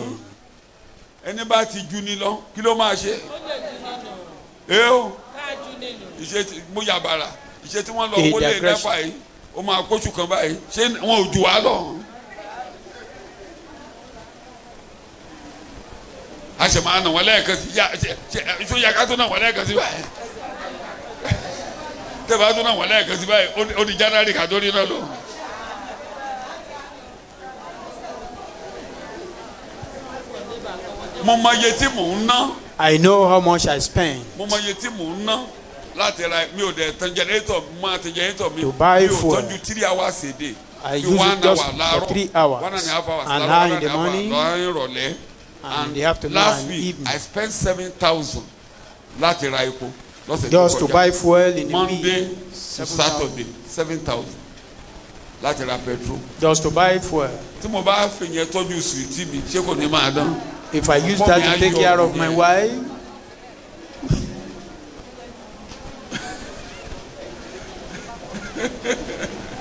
No, mo sọ fún lánàá o. I told her yesterday. Mo nítorí tí ẹ mo ṣe ná 7,000 yẹn mo lóun ni mo I fi spent that tọ́jú. 7,000 because of Mo lóun ni mo ṣe you. ń dábàá mo ní 7,000 mo Don't ti you yọ see lára ẹ̀. how you are shining? Mo ló yọ lára ẹ̀ mo ní wọ́n ni mo ń ra petrol fún mo ní mo ní. I bought the petrol for your sake. Kí ni mo bá débẹ̀ bí What àwàdà? am I saying? Ẹni tọ́lọ̀ bá ti rán sí wa. Anyone Jésù that God lọ́lọ́run sent rán sí wa. God sent Jesus to us. Lọ́lọ́run rán sí wa. Jésù. Sent Tí o bá ti Jesus fẹ́ràn to ọ̀rọ̀ us. rẹ̀, If you kí don't ló love ẹ̀ His sí? word, you are not happy about Oríire it. lábẹ́. You can't be fortunate under Iṣẹ́ Ọlọ́run under tọ́lọ́run Him. tó rán sí wa. And likewise, the men of Nínú God that ẹ̀ God wá sent ti to dùn sí ọ, kó o us, if yọ̀ you are mọ́ not wọn. happy and rejoice, Tí o or ti yọ o lè wà be blessed. happy with them, You can't be you can't be blessed. blessed under their teaching. You must love them. A ní láti fẹ́ràn wọn. Àwọn olórí tá a gbé kalẹ̀ láàrin yín. The nínú ẹ̀ leaders, tó o bá ti láyọ̀. If you are not o lè wà happy, blessed in that ministry. pé Àti a listen lè to bí me. ẹni ìbùkún lábẹ́ ẹ̀kọ́ Èdè wọn. Paul ló gbé mi débẹ̀ o. The language of Paul took Ó me ní there. ẹ̀dánù. They Ẹ̀ka cast ara him yín sí away. kíni o. You count yourself unworthy of the blessing. Wo dáadáa ní Bíbélì rẹ̀. Look at it. Kà sókè bàbá, mo fẹ́ gbọ́dọ̀ rẹ̀. Ẹ̀ka ara yín sí aláìyẹ. You count yourself unworthy. Yín sí aláìyẹ. Acts 13:46 náà ń kà yín. Ìṣe àwọn àpọ́sítélì orí kẹtàlá ẹsẹ̀ ìkẹrìndínláàdọ́ta. Wo dáadáa ní Bíbélì rẹ̀. Acts 13 ó yá. Tí o bá rí ẹni. Paul yes. Àti Bánábà Bẹ́ẹ̀ni.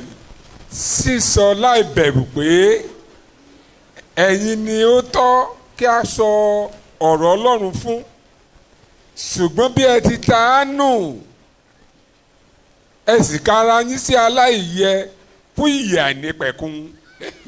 Wò ó, àwa yí padà sọ́dọ̀ àwọn kèfèrí. Mo sọ bẹ́ẹ̀ fúnra rẹ̀ mo ṣoríire. Tell yourself, I'm fortunate. I am fortunate. Ẹ̀ka tán ẹ̀ẹ́dì báwọn kèfèrí ṣe ń yọ̀ ń bẹ̀. Mo You fẹ́ ká yọ̀ see bẹ́ẹ̀ lónìí. how the Gentiles rejoice there. Yes. Bẹ́ẹ̀ ni Olúwa ṣe ti pèsè fún wa pé Ó pàṣẹ fún wa pé. ó ti pàṣẹ fún wa pé mo ti gbé ọ kalẹ̀ fún ìmọ́lẹ̀ àwọn kèfèrí I have placed you as a light for the Gentiles. kí wọ́n kí ó lè jẹ́ fún ìgbàlà títí dé òpin ayé. That you may bring salvation to the end of the earth. Nígbà tí àwọn kèfèrí sì gbọ́ èyí wọ́n yọ̀ Kí ni wọ́n ṣe? wọ́n sì yan Ọlọ́run lógo. Ṣé lórí àṣà pé Olúwa ò ṣe o. Olúwa ò ṣe o. Olúwa ò Olúwa ò ṣe ṣe o. Olúwa ò ṣe Olúwa ò ṣe o. Olúwa ò ṣe Pé àkókò tèmi rè o. àkókò tèmi ni Àkókò èyí ìgbórísókè rè o. àkókò Ọjọ́ ìṣelógo ayọ̀ mi mi ni ti dé o. èyí ọjọ́ ayọ̀ mi ti dé ìṣelógo mi ti dé ọjọ́ tí inú èèyàn ń dùn ọjọ́ oríire. Àmín. Jókòó. Àwùjọ ọmọ kan ẹ̀rẹ́ sálà ìyẹ o. Don't count yourself unworthy. Mo yẹ fún ìyè àìnípẹ̀kun. I'm worthy. Mo yẹ fún ìyè àìnípẹ̀kun. mo yẹ fún ìyà Ó yẹ kí n délé ẹ̀ẹ́dẹ́gbẹ̀kun. ògo worthy. àwọn Ó èèyàn. yẹ kí n Ó yẹ délé káyé mi ògo. létò. For eternal Ayé life. káyé mi Ọmọ ó ìyè I ni must mí. get ọmọ to. ìyè Ọmọ ayérayé ni Home mí. eternal. Mi ò ṣara ayé. I'm not of Mi ò this ṣẹ̀ ní world. ìparun. I'm not Òun dáadáa protected. ẹyẹ rí mi bàbá. These good things Ògo fit ayérayé. me. Olúwa ò ṣe mo yẹ ọ́ lógo. Àmín. Amen. Amen. So ṣé wàá rí bẹ́ẹ̀ yẹn pé Paul kú eruku sílẹ̀ ló ń ní mi ò ní stress yín Paul mọ́. said, I'm not interested in Ibi you. tán rán mi ni mo ń lọ. I'm going to where I'm sent. Tẹ́ bá wá ń kà ẹ̀yin ọmọ ọlọ́run lọ kà á tẹ́ bá wá ń kà ẹ wàá rí nígbà tó bá ti ń lọ anytime tí táwọn Júù bá ti gbọ́ Anytime. dárúkọ àwọn kèfèrí wọ́n bínú. is wọ́n going, bínú. and the Jew had it that is Ìgbà tí going wọ́n to the fẹ́ lù ní Gentiles, they Jerusalem be ní Acts furious 21. when they wanted to beat him. Bó ṣe náwó sí wọn báyìí, gbogbo wọn In dá. Wọ́n Acts, bẹ̀rẹ̀ sí sọ èdè ìlú wọn, inú wọn dùn. He started speaking Inú wọn their dùn bó ṣe sọ dialect. èdè Hébérù. He spoke their Ìgbà dialect. tí wọ́n á sọ̀rọ̀ bí Jésù ṣe bá wọn pàdé. When he started talking about Wọ́n sọ how pé he was mo met rán by sí Jesus àwọn kèfèrí. and pronounced the Wọ́n word, kérúkú I was sókè. sent Wọ́n ní ẹ to padà. Gentiles. Kò yẹ kó wà láàyè. And they were furious Ọ̀tá that lè he should be bínú. killed. Màá jíṣẹ́ bàbá. Èṣù lè halẹ̀ kò sóhun tó fẹ́ ṣe. Ó yá pàdánù tóbi àsápálá tí àgbélébùú ṣe ọ̀run alágbára. Ṣé o rádùn àtọ̀ fẹ́ gbà? This Bí prayer, gbogbo ọ̀tá lè bínú, Let anybody lè enemy forí be sọlẹ̀. angry. Lákòókò yìí, ó máa dá fún mi. it will be well with me Lákòókò even yìí, ayé mi máa now. létò. This is my own due Anybody time. ló lè that My bínú life kó will be kẹ́kọ̀ọ́ ti organized. tèmi ní Anybody may be angry, may be This is my furious, time. Àkókò tọ́lọ́run but yàn fún mi this is Àkókò my rèé. ìtẹ́wọ́ own due gbà. time. Ọjọ́ oríire, This is my own ọjọ́ due ìdùnnú, time. Anybody ló ọjọ́ lè forí sọ. ìṣelógo. Anybody may be furious. Mo tó bá wù lé anybody lè sọ. Anyone may say anything. Ṣùgbọ́n pé ètò Ọlọ́run ò ní But ṣe. that the plan of God will not be fulfilled. Èṣù lè halẹ̀. Olúwa wa ni a gba àdúrà. In Jesus' name, our Lord, we pray. Ṣàmẹ́yìn kó kanlẹ̀ dáadáa. Shout amen. Jẹ́ ń parí ẹ̀ síbí Let me kí conclude òkú this way. dọjọ́ mi. Jẹ́ kí n pè ní àkókò ìgbàlà. Ẹ wí bẹ́ẹ̀ o. Time of salvation. Kí ni mo pè o? At Àkókò the time of salvation. Éfésù orí kìíní. Ephesians chapter 1. Màá sọ mẹ́kọ̀ọ́ ìjẹ́jọ́. I will attach it. Tó wà ní kó Join into Ọlọ́run last yẹn. week. Tó wà lọ́kàn Ọlọ́run lórí mi. What God have in mind. Ẹ wo concerning me. ibi tá a fẹ́ kà yẹn ẹ bá mi kà ní Amplified Bible Translation. Ẹ bẹ̀ ní ẹsẹ̀ ìkẹrin. Verse 4. Àní gẹ́gẹ́ bí ó Ephesians ti 1:4. yàn wá nínú rẹ̀ ṣáájú ìpilẹ̀ṣẹ̀ ayé. Even as in a love he chose us, actually picked us out for himself as his son in Christ before the foundation of the world. Kí àwa Ètò tí a ń sọ yìí, This plan we are Ọlọ́run talking ò about, tí ì dá ayé the world is yet to be nígbà tọ́lọ́run ti created. ṣètò pé When God has planned mo máa rí gbàlà. that I will say, Gbédè mi o. Ọlọ́run ti kọ́lẹ̀ it is written, kò tí ì dá ayé. God has Débi never pé created the wọn ò bí world Ádámù. when it has been written. Baba ńlá wa ò tí wọn ò tí Even mọ̀ bí a máa Abraham was yet bímọ. to be born. Ọlọ́run ti mọ̀ pọ́mọ kan ń bọ̀ láyé. God knew Gbọ́ mi that the dáadáa child o. is coming. Listen to me. Màá fi àpẹẹrẹ méjì péré tì. I will support you with just 2 examples. Nígbà tí wòlíì kan dìde, When a prophet rose up, ó lọ sí Samaria. he went to Samaria. Jerúbámọ̀ ọmọ Nẹ́bàtì máa ń jó tùràrí lórí pẹpẹ. Jeroboam, the son of Nebat, was burning incense on the Bethel. altar. Bẹ́ẹ̀ ni wòlíì yẹn débẹ̀. And the prophet got there. Ìwọ pẹpẹ. You altar. Bẹ́ẹ̀ ni pẹpẹ yẹn ya. And the altar fell Eruku or to orí rẹ̀ break. dànù. Ìwọ And the pẹpẹ. ashes fell. Á bí ọmọ kan. You altar, the son will be born. Josiah ni orúkọ rẹ̀. Called Josiah. Yóò dáná sun ọ́. He will burn you Gbogbo altar. àwọn wòlíì tó ṣe níbi náà máa dáná sun pátápátá. All the bone of the prophet that has been here will be burned. Ẹ mú ọwọ́ tó náà tó ní kán mú yẹn. And Kí the lọ́wọ́ king yẹn ṣe? stretched forth his hand that he should hold the man of God. Ọwọ́ yẹn And the sì hand sùúrù. dried up. Jọ gbàdúrà sọ́dọ̀ Ọlọ́run fún mi. Tí o And ti he pa. was now begging Ọ̀dà the man of Olúwa, God to beg jẹ́ kó God wọ́ ẹ̀ for nù. him. And God answered the prayer of the man of God. Over 300 years lẹ́yìn ẹ̀ la tó bí Josiah. Ó lé lọ́ọ̀ọ́dúnrún ọdún lẹ́yìn ìgbà yẹn ká tó bí Ntọ́lọ́run ọmọ sọ tí wọ́n sọ yẹn ó yìí. ṣẹ. That prophecy Ọmọ yẹn kẹ̀lé came to dédìde náà ni ọmọ pass. ọdún mẹ́jọ náà fi jọba. He was enthroned as king Pàápàá náà at ọjọ́ 8. kan ló dìde ó ka He Bíbélì. just rose up one Bíbélì day wá ru ọkàn ẹ̀ sókè. and the Bible inspired Bẹ́ẹ̀ ló forí lé him Samaria. and he went to Lọ sí Samaria. ibi pẹpẹ yẹn. Ó yá. He went to that altar and he commanded his people to pull down all the idol houses and even the temple Àwọn of ibojì the tó wà altar. bẹ́ẹ̀ máa wú wọn kán dáná sun gbogbo igi All wọn. the grave that they should Gbogbo nǹkan yẹn ló bẹ̀rẹ̀ exhume all sí the í bones. ṣe. And he Ló ń was ṣe. following that prophecy. Ló ń ṣe. He was following it.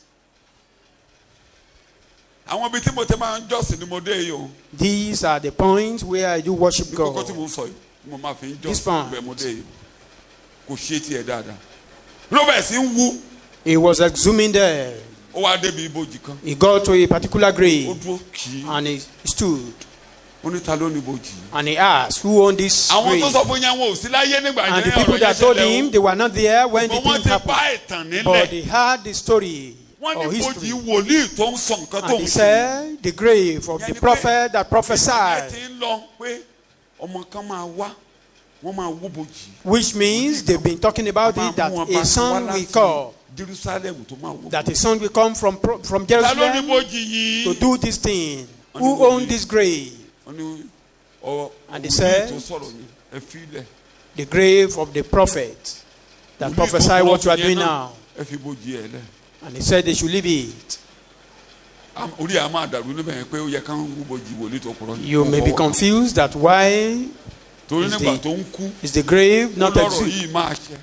ó kú nínú ìgbàgbọ́. He died, ó ní ọ̀rọ̀ yìí Died. máa ṣe. the man ó ní died in ẹ̀sìn faith. sọ́dọ̀ rẹ̀.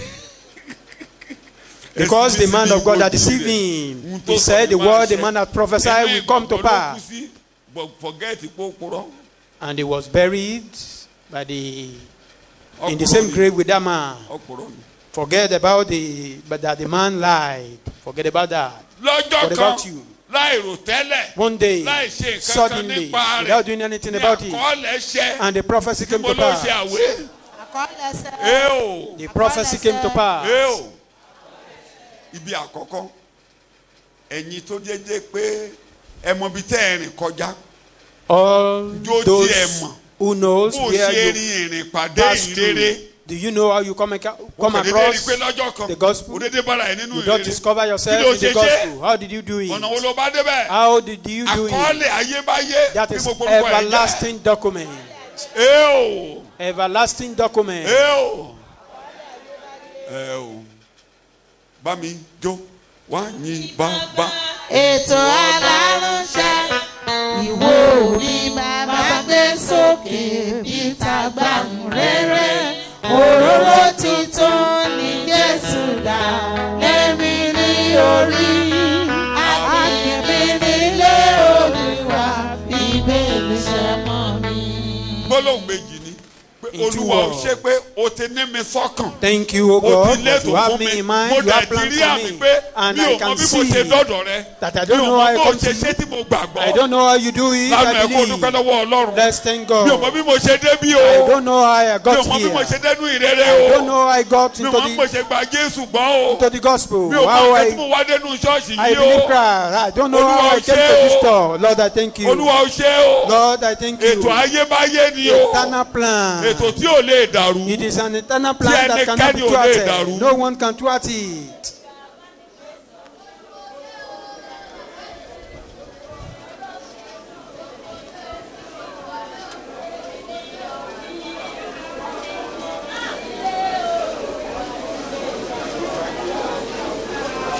Olúwa wa ni a gba àdúrà. In Jesus' name, our sàmìnà Lord ẹ̀kọ́ we kalẹ̀ pray. dáadáa. Amen. ìkejì orí ẹsẹ̀ ló ti máa sọ yẹ kí n tó ka bíbélì We yẹn tán. repeat this on our gbogbo ohun feet. tó kù tó kọ lórí ayé mi kò ní yẹ̀. All Lórí that ẹsẹ̀. remain that had been gbogbo written àkọọ́lẹ̀ on my tó kù tó document kọ lórí ayé mi cannot ohunkóhun ò ní change. yẹ̀. Nothing will change. ètò eléyìí ti ṣẹ o. This plan has come to Eléyìí pass ti already. ṣẹ o. It has come to pass mo ti already. dẹnu ìrere o. I'm in the gospel mo ti now. gbọ́rọ̀ ìrere o. Heard the word of mo ti gospel. gba Jésù gbọ́ o. Accepted Christ as gbogbo my Lord and my ìyókù tó Savior. kọ ẹyọ kan ò ní Every other yẹ̀. things, none of them will ẹyọ kan change. ṣoṣo ò ní yẹ̀ níbẹ̀. None of them will change. ẹyọ kan ò ní yẹ̀ níbẹ̀. None will change.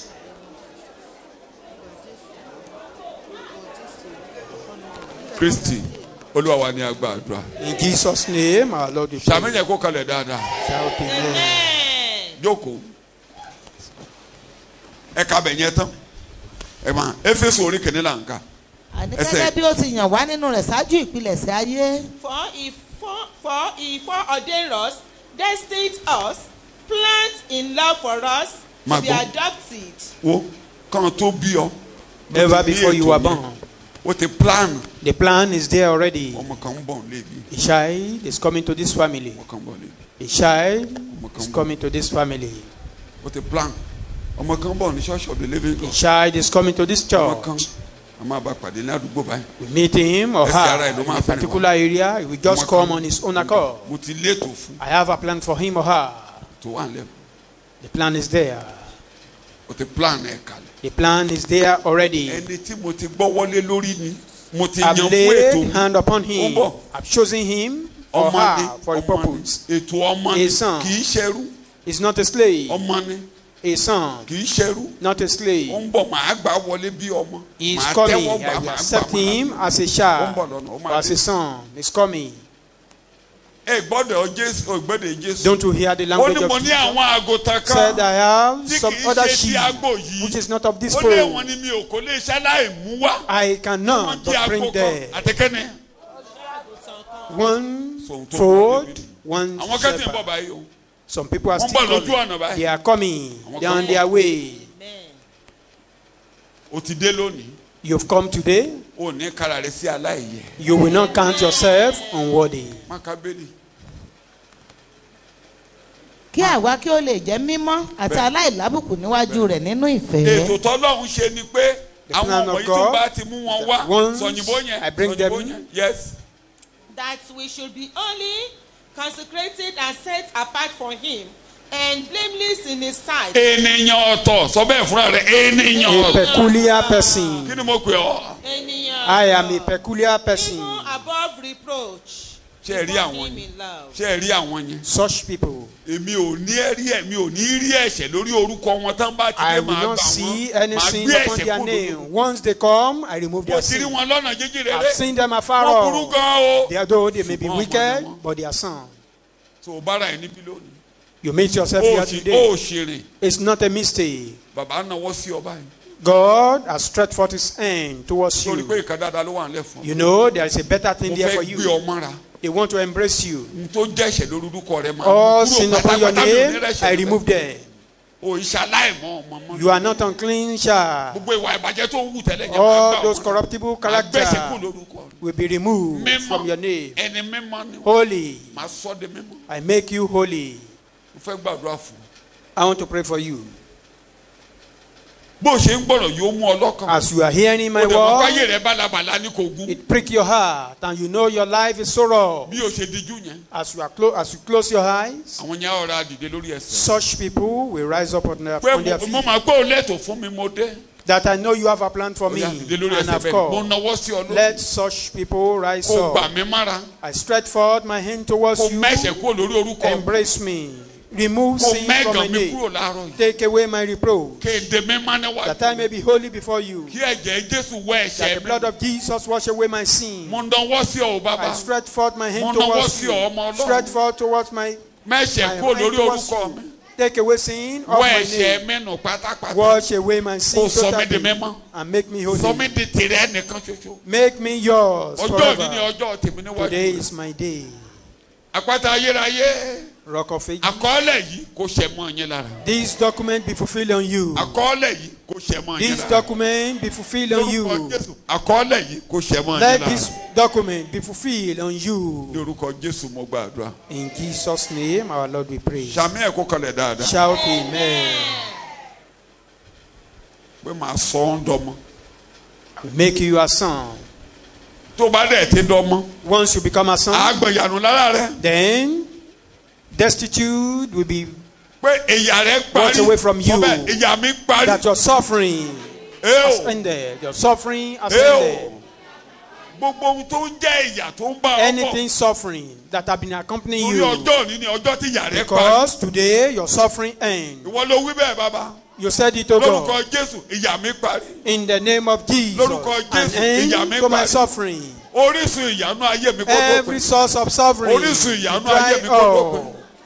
Ìyà mi parí The pátápátá. end of my suffering. Ìyà mi parí The end pátápátá. of my Ìbá suffering. àṣà àìsàn ni lórúkọ Be Jésù ó sickness. dópin láàárọ̀ yìí. The end has come upon Ó dópin them. láàárọ̀ yìí. The end has come Ó unto dópin láàárọ̀ them. yìí. End come unto them. Olúwa wa ni a gba àdúrà. In Jesus' name we Lord- pray. Area kan wà ní òní lè tẹ̀síwájú nínú ẹ̀kọ́ ìpúpọ̀ àmọ́ bítúbadé náà ni ẹ pàdé mi níjọ́ mẹ́jọ lágbára lọ. We meet. Bọ́lọ́hún lẹ́tọ̀ tí mo ní mo fi ń jọ́sìn tí mo lé mo máa fi ń jọ́sìn. Pé ètò ṣẹ, That the plan fulfilled. pé àkọọ́lẹ̀ ṣẹ, Document fulfilled. kò sákọọ́lẹ̀ rere tí ò ní ṣẹ mọ́ ọ lára. All good documents concerning you be fulfilled. so máa láyọ̀. Be joyful. kí mo ní kó máa ṣe. kí mo ní kó máa ṣe. Be joyful. ọmọ mi kan la ń sọ̀rọ̀ níbi àti ń ṣiṣẹ́ níjọ́. I was discussing with your Friday. mo kún one of bá my tún rí ọ tó children. bá ti tún rújú. I said, if I see you frown, said he, and he replied that he was worshiping. When he was telling me some story, I said, so you've gone far up to this level. What are we talking about? We were discussing about Celestia. And he said he had been to that level before he... And I said, if I tell you not to move out of the church for 3 days, remain there. With all those plays with Satan. Don't you know where you've been to or where you come from? Don't you know the bushes where you've been to? Don't you know the amount of concussion or incision you've taken?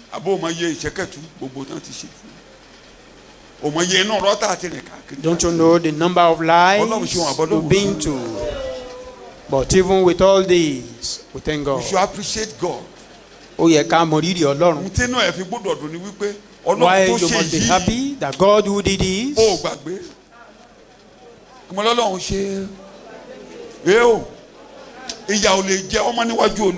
I cannot suffer before God. I can't suffer again before you. This is my own day. I cannot suffer anymore before you.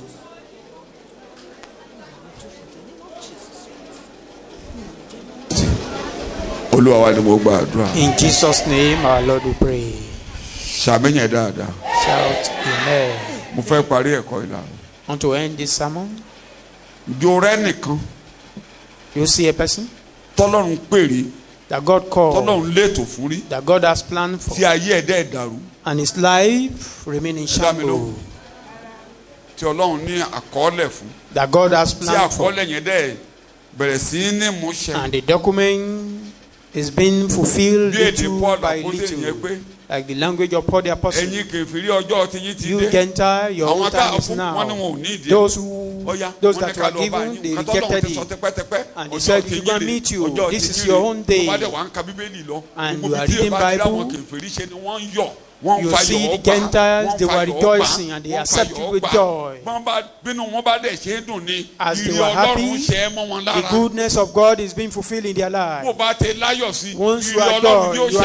The more you are joyful, the goodness of God will be fulfilled in your life. This is my day.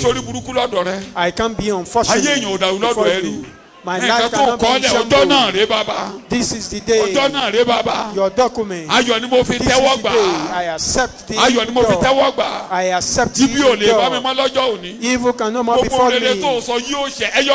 All good things, none will change. They will come to pass. None will change. They will all come to pass.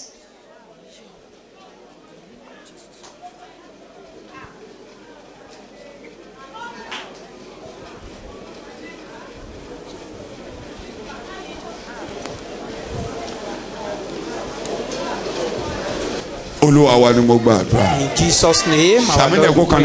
Shout amen. Let's rise up on our feet. The Lord, I thank you. Today is my day of victory. This is my day of salvation.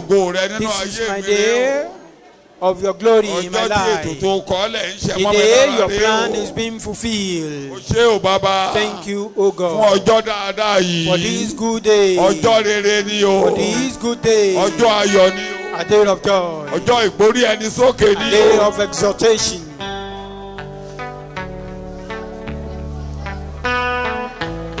Ní orúkọ Jésù Kristi, Olúwa wa ni a gbàdúrà.